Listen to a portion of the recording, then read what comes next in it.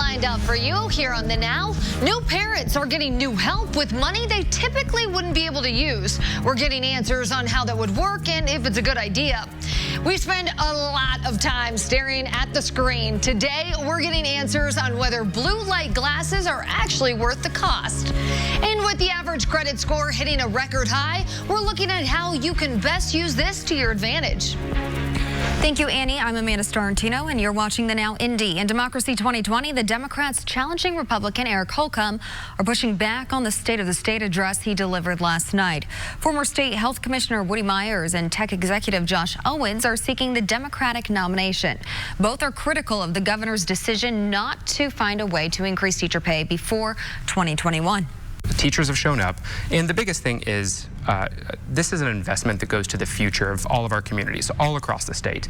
If we put more money into public education, one, we're supporting our local communities, we're supporting the future of our state, and we're making sure that teachers are paid what they deserve. That's a little too little, that's too late. I think we've got to act now. Even though it's not a budget year, there are no rules that say we can't do something if we think that the situation warrants it. The governor points to his record of what his office considers has been historic spending on public education. And today was the deadline for the governor candidates to post their fundraising totals for the second half of 2019.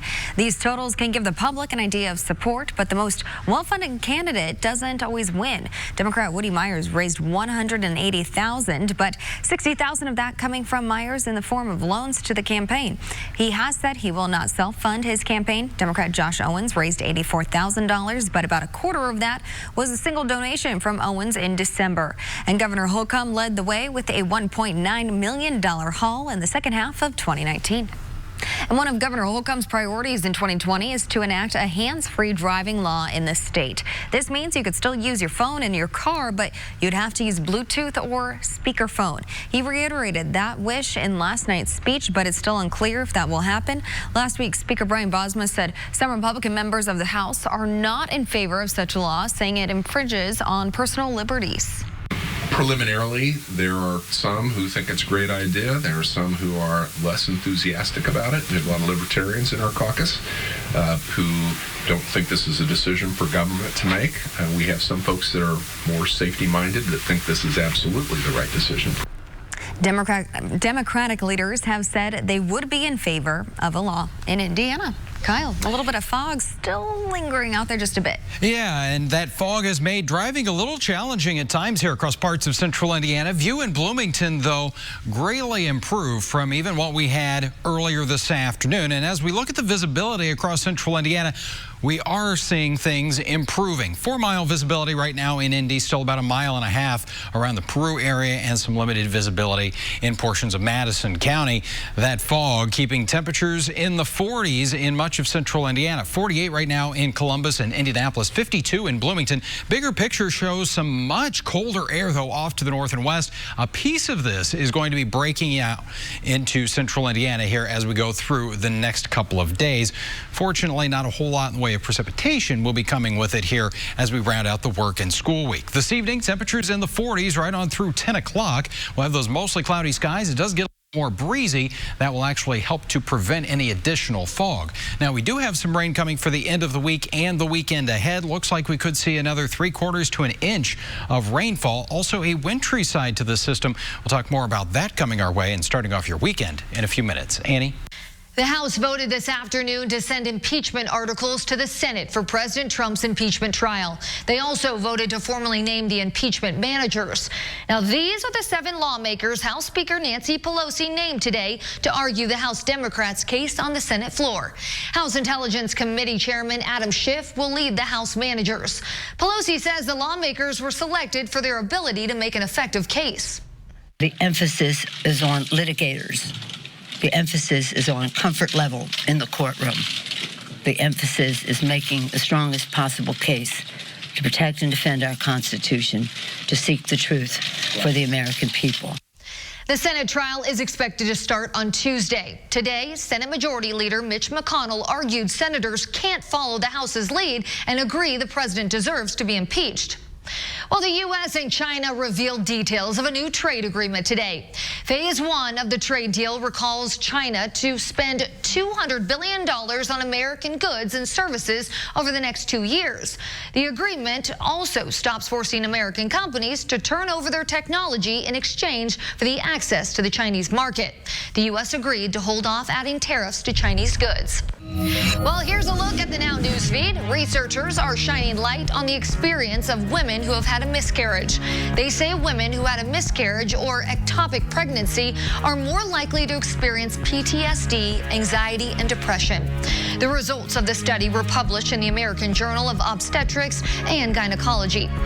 Actress Lori Loughlin is accused of withholding evidence in the college admissions investigation. Federal prosecutors say most parents involved in the case have not submitted evidence materials. Loughlin and her husband are accused of paying $500,000 to have their daughters pose as college athletes. Scientists are trying to keep the northern white rhino alive. They just successfully created another embryo of the nearly extinct animal. Only 2 of these rhinos are alive today. Both are female. Well, still ahead in our lineup, we know how expensive caring for a child can be. Now new parents are getting new help with money they typically wouldn't be able to use. We're getting answers on how that would work and if it's a good idea. And here is a live picture. Nancy Pelosi just signed the resolution of the articles of impeachment. And right now you're watching the House Clerk, Cheryl Johnson, and the House impeachment managers join her along with House Sergeant at Arms Paul Irving, escorting the articles over to the Senate. This is about a 2-minute walk from the House to the Senate chamber. It's all on the 2nd floor of the Capitol there. This says today the U.S. House of Representatives voted to send 2 articles of impeachment against President Trump to the Senate. We are continuing to follow this breaking news. Stay with us. Lazy boy, live life comfortably. They signed up, took an oath, put on the uniform, left their families and served our country. But countless women veterans across the country say they feel invisible. But there's a national campaign to change all that and put these women's faces out there for all to see. Today, dozens of Indiana women, veterans, took part in a special photo shoot to draw attention to their service. Many posed with pictures of them in uniform. It's all part of the I Am Not Invisible campaign. I feel like a lot of female veterans have this issue. We're invisible, not only to the civilian population, but to other veterans as well. And this is just to let our stories be told. We did significant contributions for the defense of our country that should be recognized, not ignored, and certainly noticed. The plan is to put these pictures on veteran websites and also possibly distribute them as posters. There are about 32,000 women veterans in Indiana. We congratulate you and thank you for your service. A new rule allows new parents to take out $5,000 from their 401k without penalty so that they can take care of expenses related to their child. The money must be taken out within a year that the baby is born or adopted. This is part of the Secure Act that passed just last month and is now in effect. But some financial companies aren't allowing customers to take the money just yet. Companies like Principal, Fidelity, and Vanguard are just some of those. They say they're waiting for more guidance before they can offer the penalty-free withdrawals. And according to data from the Consumer Expenditure Survey, families spend nearly $13,000 a year per child. $5,000 could help a lot. But even if your financial institution allows this, is it a good idea to withdraw money from your 401k? Well, financial experts at Bankrate say it's not a smart idea. While $5,000 sounds like a small amount of money in the grand scheme of retirement, experts say that $5,000 could grow to $30,000 or $50,000 years later. This is not something that's going to be beneficial to your financial standing in the long run. If you're taking money out of your retirement account, even if you can do so without penalty, you're still borrowing from your future and you're missing out on years of valuable compounding. Bankrate says a smarter alternative is looking for a low-rate personal loan with a rate in the single digits. Well, the IRS is using a fraud filter to make sure refunds aren't issued to scammers. But that means our tax returns may take longer to arrive. According to the Taxpayer Advocate Service, the IRS took more than 40 days to process returns last year. This resulted in delayed refunds. Experts say if you want to make sure you receive your refund on time, gather all your documents now to properly report all sources of income. If it's a simple return, file it quickly. Well, you've likely spent a lot of time staring at a screen today, so blue light filtering glasses may sound great to you. We're going to the experts to see if they're actually worth your money. Only on RTV6 News. The World Health Organization is looking ahead at the next decade. That tops our news feed. Climate change, infectious disease, and anti-vaxxers are on the WHO's list of health challenges facing the next 10 years. These are considered urgent global health challenges. Researchers want people to stay informed about cancer symptoms and screening procedures. They say educational online videos are the easiest way to do it, but you need to make sure it's a reliable source. The first spacewalk of 2020 was completed this morning by all-female astronauts. Jessica Meir and Christina Koch's mission was to replace a battery on the outside of the International Space Station. Now, the same astronauts completed the first all-female spacewalk ever in October. We're about 2 weeks away from companies no longer being able to sell some flavored e-cigarette products. But advocates trying to stop youth vaping say the new rule didn't go far enough because it doesn't include disposable flavored e-cigarettes or flavored refillable liquid nicotine or any menthol products. And what we know is that children will go to whatever flavor's out there. If they take off all the other flavors, they will go to the menthol. A menthol actually soothes the flavor of the e-cigarettes, so it actually makes it easier to vape. The American Academy of Pediatrics and the group Parents Against Vaping E-Cigarettes are working together to try and push the government to do more. They will continue gathering data to show that kids may move to other non-banned e-cig products. We were at FDA yesterday and explained that while there, are not yet studies that show this, we know anecdotally, because we speak to parents all across the country, that the disposables, that's what kids have been using now. Anti-vaping advocates are also closely watching what will happen in May. That's when all e-cigarette product makers are supposed to meet tougher FDA regulations in order to keep selling. There's a year gap when we, the public, will have no idea which of these flavored products are off the market and playing by the rules, going through the regulatory process, and which are not, because that information will be secret. And we also have requested that they make that public. Websites like Fight Flavored E-Cigs and Parents Against Vaping have information on efforts to address youth vaping. Pediatricians are there to help families, and behavioral therapy most often recommended.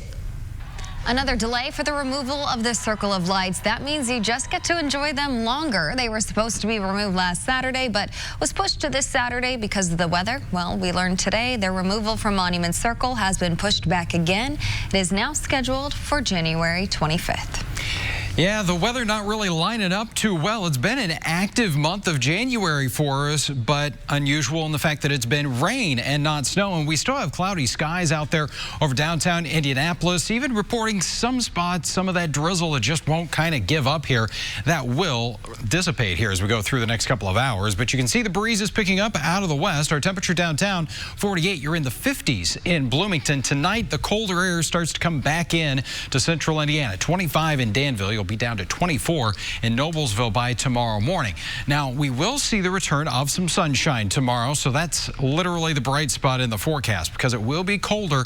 Temperatures only making their way into the lower and middle 30s for the afternoon, and it's going to be a breezy day. That means we've got to talk about these wind chills once again. Tomorrow morning as you're heading out, layer up for numbers that are going to feel like 17 in Indy, feel like 11 for you in Lafayette, and even as we go toward the middle of the day in your lunch hour, wind chills hovering right around 15 to 20 degrees, and that'll be about the same case as we go into the afternoon and evening.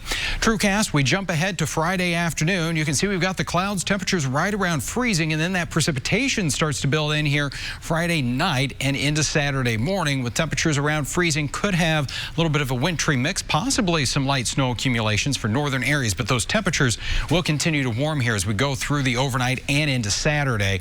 bringing primarily rain to the area. It's also going to be very windy on our Saturday. Next few days of your forecast, and we've got those rain chances. 49 on Saturday, much colder second half of the weekend, just 22 the high Sunday. Annie?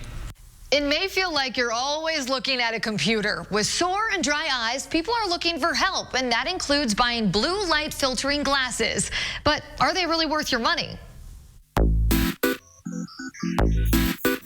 From your smartphone to your TV, computer, or tablet, we pretty much stare at a screen most of our day. Every day I get people in here saying that their vision gets blurry or their eyes get really dry and burn a lot by the end of the day. Ophthalmologist Lauren Zimsky says there's a reason for that. When people sit at a computer, they blink about half the amount of times that they would normally blink. That's why so many of her patients ask about a new trend, blue light filtering glasses. You can find them at eyeglass counters, online, and at big box stores, costing anywhere from $15 up to $100. Blue is just a particular wavelength of light that has been shown to basically keep you awake during the day. Zimsky says you might see claims that the glasses prevent eye strain, but is that true? There's a lot of good research that shows that if you wear blue blocking glasses before bedtime when you're looking at a digital device, that you will fall asleep easier. But if you're sitting in an office all day, there's no real evidence that shows that it helps with eye strain during the day at the computer.